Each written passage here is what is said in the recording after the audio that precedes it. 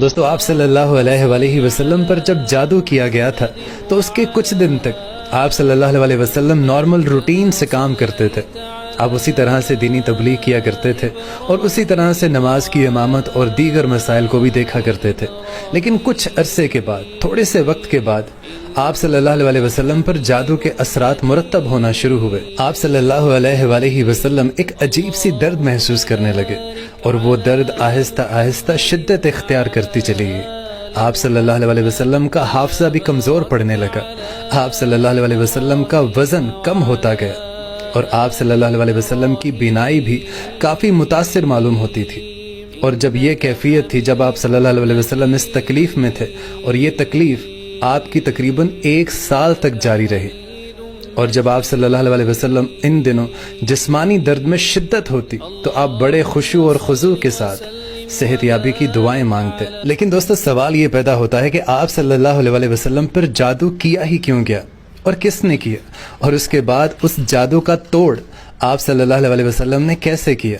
تو آپ کو بتاؤں کہ اس زمانے میں لبید بن عاصم اور اس کا خاندان کالے جادو اور دوسرے دیگر سحر کاری میں بہت زیادہ شہرت حاصل کر چکا تھا. اور دوستو لبید بن عاصم اسلام کا دشمن اور منافق تھا، اور منافق ہونے کے ناطے مدینے کے جتنے بھی مشرکین تھے ان سے اس کے بہت ہی اچھے مراسم تھے. اب مشرکین مکہ یہ جانتے تھے کہ لبید بن عاصم اسلام کا دشمن ہے، منافق ہے، تو سارے مشرکین مکہ مل کر لبید بن عاصم کے پاس پہنچے اور من گھڑت افسانے سنانے لگے کہ ہم نے بہت سارے جادوگروں سے کہا کہ نعوذ باللہ آپ صلی اللہ علیہ وسلم کو جادو کے ذریعے ختم کیا جا سکے، لیکن ان تمام کا جادو کسی قدر اثر انداز نہیں ہوا.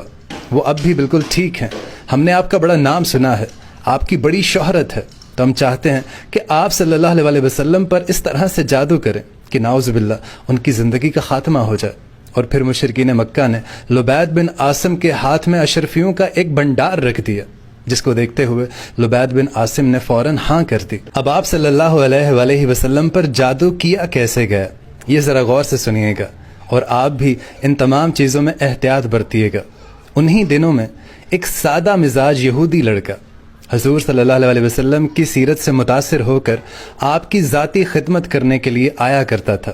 لبید بن عاصم نے بڑی ہی عیاری اور مکاری کے ساتھ اس یہودی لڑکے سے جلد ہی تعلقات کو بحال کر لیا. اب لبید بن عاصم نے اس لڑکے کو بڑی ہی چالاکی سے استعمال کرتے ہوئے آپ صلی اللہ علیہ وآلہ وسلم کی کنگھی مبارک اور سر کے کچھ بال بھی حاصل کر لیے تھے. اب ان دونوں چیزوں پر جادو کا عمل کر دیا گیا جس میں لبید کی مشہور جادوگر بہنوں نے بھی حصہ لیا تھا. اب جادو شدہ کنگھی اور آپ صلی اللہ علیہ وآلہ وسلم کے بال مبارک کو کھجور کے ایک نرگوشے میں لپیٹ دیا گیا. اب ان سب چیزوں کو جادو کے ایک خاص عمل سے زوران میں واقع ایک ویران کنویں کی تہ میں آپ صلی اللہ علیہ وسلم کی ساری چیزیں ایک بڑے سے پتھر کے نیچے چھپا کر رکھ دی گئیں. اب جادو شدہ سامان کے علاوہ یہ 2 اور اشیاء بھی اس کنویں میں رکھ دی گئی تھیں. نمبر 1، جادو شدہ رسی کا ایک ٹکڑا جس پر 11 گرہ باندھی گئی تھیں، اور دوسری چیز جو انہوں نے اس کنویں میں رکھی وہ آپ صلی اللہ علیہ وآلہ وسلم کا ایک مومی پتلا تھا جس میں باریک سوئیاں جا بجا چبھو دی گئی تھیں. اب یہ سارا عمل لبید بن عاصم کی طرف سے اور اس کی بہنوں کی طرف سے کر دیا گیا اور اس کے اثرات آپ صلی اللہ علیہ وآلہ وسلم پر بھی مرتب ہوئے. لیکن اب سوال یہ ہے کہ نبی پاک صلی اللہ علیہ وسلم کو پتہ کیسے چلا. تو آپ کو بتاؤں کہ ایک رات آپ صلی اللہ علیہ وآلہ وسلم غنودگی کی حالت میں لیٹے ہوئے تھے کہ اللہ تعالیٰ نے 2 فرشتوں کی وساطت سے آپ کو دشمنوں کی اس خطرناک چال سے آگاہ کر دیا، اور ساتھ ہی اللہ تعالیٰ نے آپ کو لبید بن عاصم اور اس کی بہنوں کے جادو کا توڑ بھی بتا دیا. اور جیسے ہی آپ صلی اللہ علیہ وآلہ وسلم کو اس بات کا علم ہوا تو آپ نے فوراً سے 5 آدمیوں پر مشتمل ایک جماعت کو اس کنویں کی طرف روانہ کیا، اور پھر آپ صلی اللہ علیہ وسلم بھی اس موقع پر پہنچ گئے. اس کنویں پر جا کر آپ صلی اللہ علیہ وسلم نے دیکھا کہ اس کنویں کا پانی مہندی کے پتوں کی طرح گہرا سرخ ہو چکا تھا. آپ صلی اللہ علیہ وسلم نے اس کنویں کا سارا پانی باہر نکلوا دیا، اور پھر آپ صلی اللہ علیہ وسلم کو پتھر کے نیچے سے اپنی ہی کنگھی اور آپ کے سر کے بال بھی برآمد ہو گئے. اور دوستو اسی کنویں سے آپ صلی اللہ علیہ وسلم کو 11 گرہوں والی رسی بھی مل گئی، اور پھر آپ صلی اللہ علیہ وسلم کا جو موم کا پتلا تھا جس میں سوئیاں چبھی ہوئی تھیں وہ بھی آپ صلی اللہ علیہ وسلم کو مل گیا. اب جب سارا کچھ مل گیا تو آپ صلی اللہ علیہ وسلم کو اس کا توڑ بتایا گیا تھا. تو وہ آپ صلی اللہ علیہ وسلم نے 2 صورتوں کی تلاوت کرنا شروع کی. سب سے پہلے آپ صلی اللہ علیہ وسلم نے سورہ فلق اور سورہ ناس کی تلاوت کرنا شروع کی. اب ان دونوں صورتوں کی مجموعی آیات کی تعداد 11 بنتی ہے.